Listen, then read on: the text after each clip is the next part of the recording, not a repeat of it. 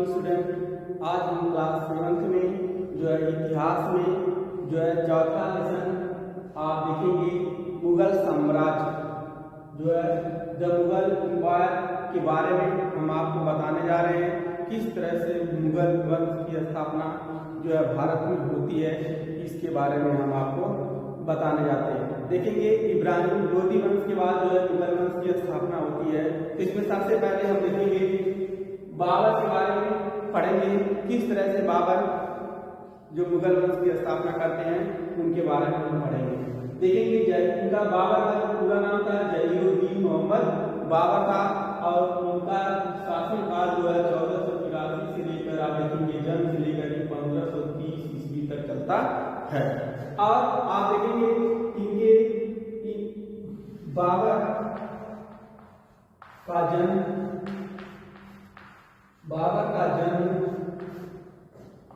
14 फरवरी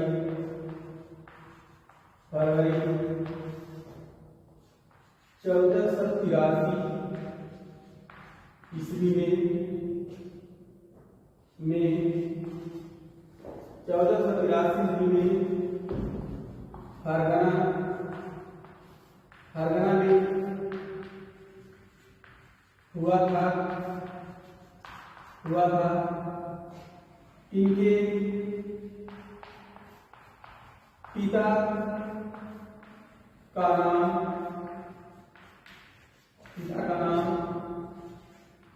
उमर शेख मिर्जा था तथा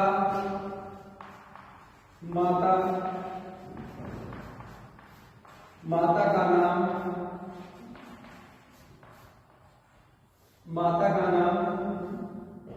कुतलुक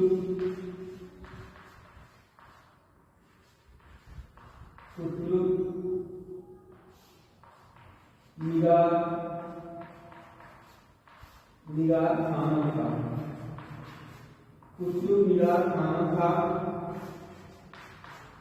खान था।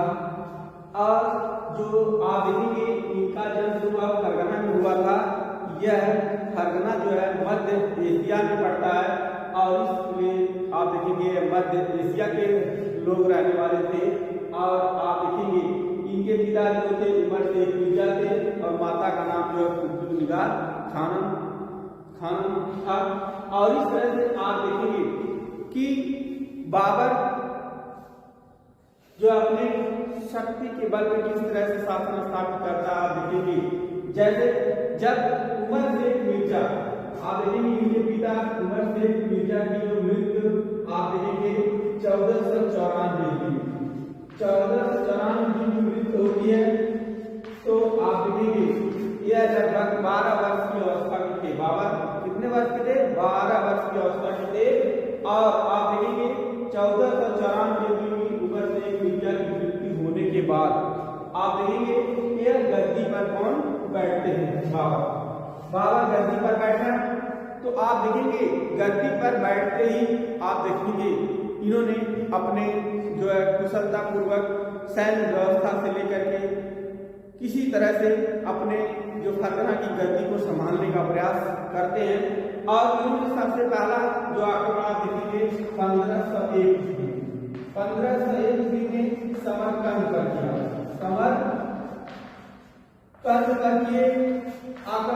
समरकंद पर आक्रमण किए। और आप देखेंगे आक्रमण किए और इनको जो है समरकंद पर विजय प्राप्त हो जाती है। लेकिन इनके चचेरे भाइयों के द्वारा जो उस पर 1502 ईस्वी में पुनः आक्रमण कर दिया जाता है, जिसके कारण से समरकंद इनके हाथ से निकल जाता है। और यह आप देखें इधर उधर घूमते रहते हैं कि 1516 1500 जो आप देखेंगे 19 में जो है रेरा का युद्ध। इस तरह से बहुत युद्ध लड़ने के बाद जो आप देखते हैं यह बाबर जो है इनको जो है भारत में उधर परेशान हो चुके थे अपने लोगों के द्वारा। इनका मतलब हर तरह से पराजित हो रहे थे। और फिर इनको जो है भारत का रास्ता दिखाई देता है। और आप देखेंगे इनके सपोर्ट करने वाले, और इसमें आप देखेंगे जो दौलत खान, अरे इसमें आप देखेंगे दौलत खान लोधी और राणा सांगा लोगों ने इन बाबर को जो है युद्ध करने के लिए जो है आमंत्रित करते हैं, जिसके कारण से इसका मनोबल थोड़ा और बढ़ता है और फिर यह आक्रमण करने के लिए तैयार हो जाता है। और आप देखेंगे जो सबसे पहले जो है बाबर जो है आप देखेंगे सत्ता स्थापित के लिए जो होता है वह 1526 ईस्वी में कब हुआ था? 1526 ईस्वी में पानीपत का प्रथम युद्ध। आप देखेंगे पानीपत का प्रथम युद्ध आप देखेंगे यह शुरू होता है 21 अप्रैल 1526 ईस्वी में। 21 अप्रैल 1526 ईस्वी में। 1526 ईस्वी में आप देखेंगे पानीपत का प्रथम युद्ध बाबर और इब्राहिम लोधी के बीच। किसके बीच? बाबर और इब्राहिम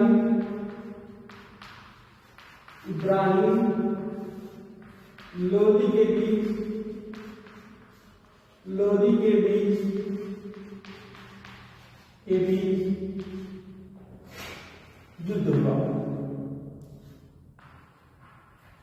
युद्ध हुआ। बाबर और इब्राहिम लोधी के बीच युद्ध होता है और आप देखेंगे इसमें जो है बाबर के पास 50,000 सेना थी और इब्राहिम लोधी के पास 1,000 सैनिक थे। अब आप देखेंगे लेकिन जो ये पहला युद्ध था बाबर के द्वारा लड़ा गया, यह लोधी वंश के साथ इब्राहिम लोधी के बीच होता है। इसमें उसने बाबर ने बड़ी कूटनीति के द्वारा अपने कुशल तोपचियों के द्वारा जो तोपों का पहली बार जो यहाँ पे प्रयोग किया जाता है, और आप देखेंगे तुगलमा नीति के द्वारा जो इसने बहुत कूटनीति तरीके से एकदम युद्ध किया और जो है 1 लाख सैनिक होते हुए भी जो है इब्राहिम लोधी को युद्ध में पराजित कर देते हैं। और आप देखेंगे इसके बाद इब्राहिम लोधी को मार दिया जाता है। इस तरह से आप देखेंगे 21 अप्रैल 1526 ईस्वी में भारत में जो मुगल वंश की जो क्या जाती है स्थापना होती है। तो इस तरह से बाबर जो है मुगल वंश की स्थापना पानीपत के प्रथम युद्ध से जो है शुरू हो जाती है। इसके बाद आप देखेंगे फिर जो है इसका जो दूसरा युद्ध होता है, यह तो पहला आप देखेंगे। इसके बाद जो इम्पोर्टेंट महत्वपूर्ण युद्ध दूसरा आप देखेंगे जो है खानवा का युद्ध।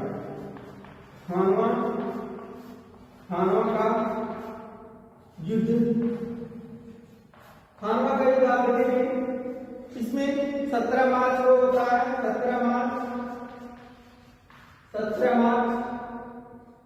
आप देखेंगे 1527 ईस्वी में खानवा का युद्ध राजस्थान में पड़ता है। खानवा नामक स्थान पे होता है। यह युद्ध आप देखेंगे बाबर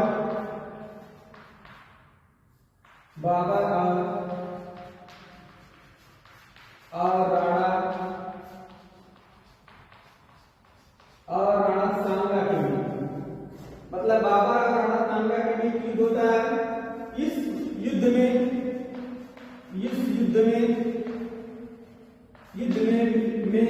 भी आप देखेंगे बाबर की विजय हुई।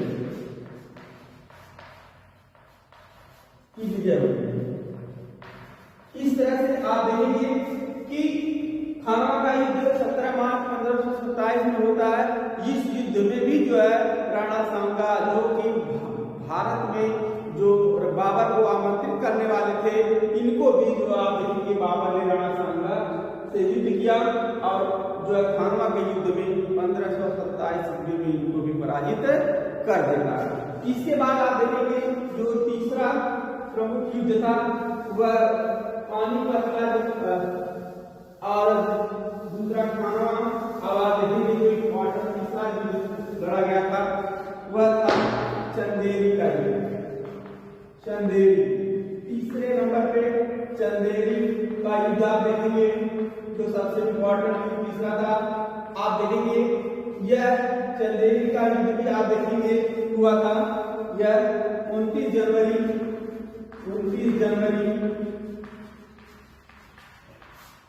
1528 में चंदेरी नामक स्थान पे आप देखेंगे मेदिनी राय, जो वहां के शासक थे मेदिनी राय थे, उनके साथ युद्ध होता है। इसके साथ बाबर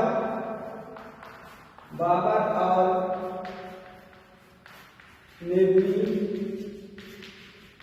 मेदिनी राय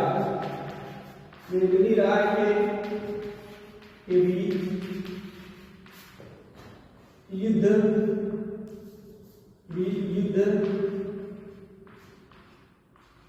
हुआ।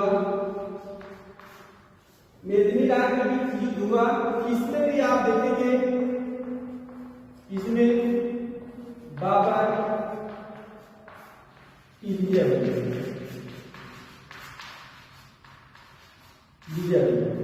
इस तरह से आप देखेंगे चंदेरी के शासक मेदिनी राय को भी पराजित कर दिए बाबर ने, और इस तरह से यह युद्ध लड़ा गया। बहुत जान लीजिए इसके पक्ष में होता गया, और इस तरह से बाबर की जो है मुगल वंश की नींव जो है धीरे धीरे मजबूत होती गई। आप देखेंगे जो अंतिम बाबर के द्वारा युद्ध लड़ा गया था वह था खानवा। आप देखेंगे घाघरा का युद्ध,